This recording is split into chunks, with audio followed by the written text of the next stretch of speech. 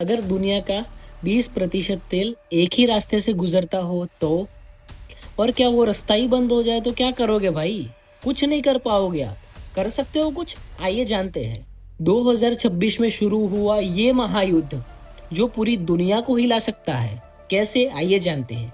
यह कहानी है United state of America, Israel और ईरान, जिसके बीच शुरू हुई एक युद्ध की महागाथा, जहां लड़ाई सिर्फ जमीन की नहीं थी बल्कि तेल, ताकत और कंट्रोल की थी। पर 28 फरवरी 2026 प्रेसिडेंट डोनाल्ड ट्रंप ने आदेश दिया और उनके आदेश पर अमेरिका और इजराइल ने मिलकर ईरान पर एयर स्ट्राइक शुरू कर दिया। ट्रंप ने कहा, we will not allow Iran to become a nuclear power. लेकिन कुछ ही घंटों में ईरान ने क्या किया? जवाब दिया। और जवाब में मिसाइल्स दागे गए, यूएस बेसिस पर हमले किए गए और इजराइल के भी शहर सेफ नहीं रहे।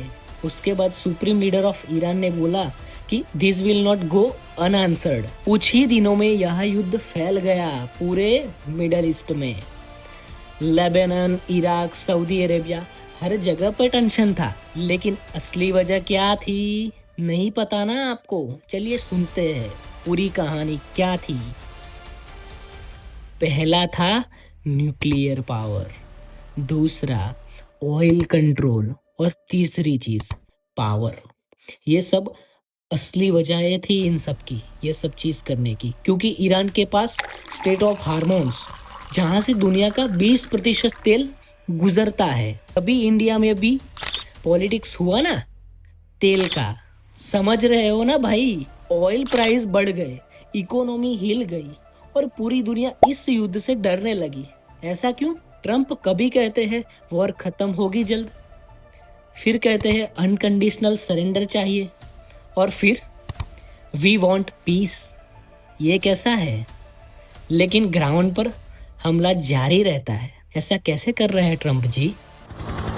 आज की स्थिति ये है, वॉर अभी भी जारी है, कोई क्लियर विनर नहीं है और पीस टॉक्स फेल, शांति फेल हो रही है। आगे क्या होगा? No one knows.